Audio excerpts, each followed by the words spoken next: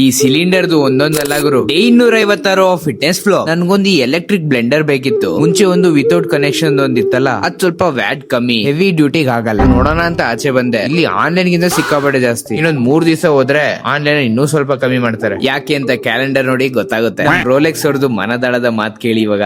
अरे बाप रे क्या कर रहे हो तुम? कुछ करो यार।